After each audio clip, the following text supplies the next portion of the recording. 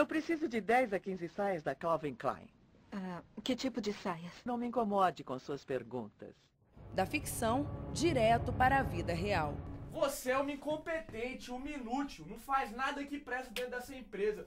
Todo o seu trabalho é horrível. Que isso, chefe? Onde Que isso, você que? viu? Cala a boca. Por que você tá discutindo chefe, comigo? que é isso? Você Eu não sou pode seu mandar chefe, cala a cala boca. essa boca, quem manda aqui sou eu. Você é uma inútil, uma imprestável. O assédio moral é mais comum do que muita gente imagina e se caracteriza pela falta de respeito, constrangimento e humilhação de maneira constante no ambiente de trabalho. Como ele era um cara influente, onde ele me visse, dali pra frente ele iria me derrubar.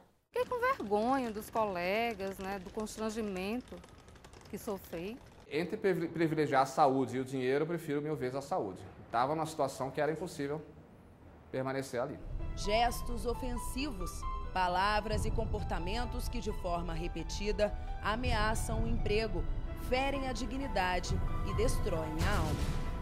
Estou com depressão, eu comecei a ter insônia e não dormia direito, minha cabeça trabalhava 24 horas, ficava ligado o tempo todo e eu comecei a não ter força para ir trabalhar. O assédio moral é uma prática, não é, de violência extrema, de humilhação, constrangimento e subjugação do outro, né, a um uso abusivo do poder. E aí, geralmente, com o objetivo intencional de prejudicar, de destruir, de desestabilizar realmente, emocionalmente, a pessoa que está sendo uma vítima.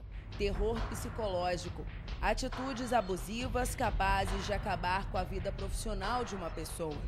O assédio moral pode estar presente no início da carreira. Eu acredito que para você ser um chefe, um superior, você não precisa agir com agressividade com o seu funcionário. E muito menos com o estagiário que está entrando no mercado de trabalho, que está buscando experiência e que, de certa forma, vai ficar traumatizado com a situação, né? E aí, saber que tipo de profissional ele vai se tornar também é outro risco. O assédio moral também pode acontecer nas empresas privadas. Se sentiam humilhados, né? Intimidados, não tinham coragem de falar com ela diretamente, tinham medo. Eu acho que essa é a palavra, medo. E até mesmo no serviço público. Muitas vezes ele ofendia ou agredia gratuitamente os outros integrantes da equipe. A situação ficou insustentável a ponto de terem duas funcionárias que trabalharam com a gente pedirem para sair e ter inclusive tido crise de depressão por conta dessa situação.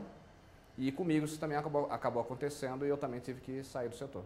E quando um chefe persegue e humilha um empregado, como no caso da estagiária e da funcionária que preferiram não ser identificadas, ele pode ser acusado de assédio moral e até responder a um processo na Justiça do Trabalho.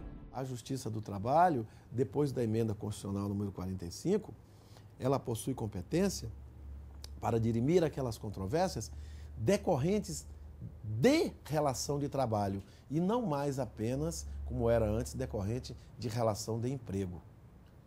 Então, a relação do estagiário com a empresa pode não ser um contrato de trabalho, mas é uma relação de trabalho. E sendo assim, a Justiça do Trabalho possui competência para dirimir aí uma eventual ação em que esse estagiário venha buscar uma indenização por danos morais em decorrência desse assédio moral que ele teria sofrido. Já no caso do servidor público assediado, a situação é outra. Um servidor público estatutário, se ele for reclamar isso individualmente, ele vai ter que reclamar isso na Justiça Comum ou na Justiça Federal, dependendo de qual categoria ele for, né?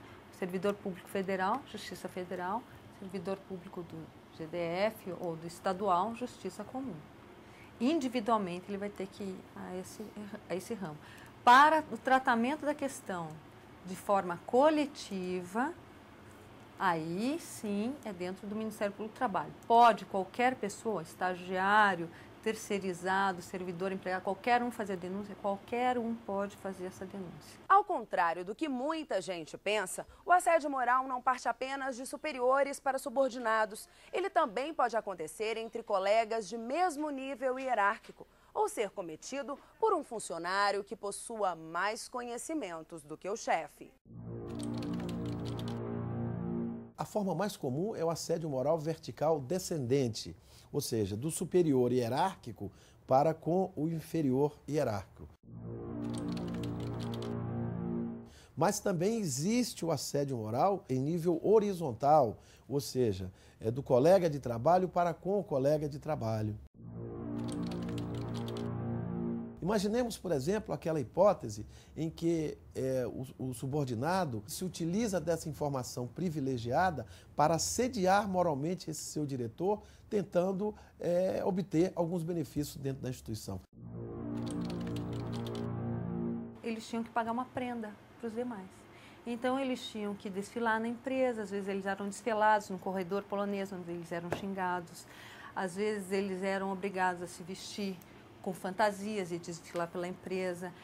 Outras vezes eles eram obrigados a fazer dança da garrafa em cima da mesa, umas situações que eram vexatórias. Qual era o objetivo da empresa com esse tipo de prática? Era fazer com que esses trabalhadores se dedicassem ao máximo durante o mês para atingir ou até superar a meta de produção.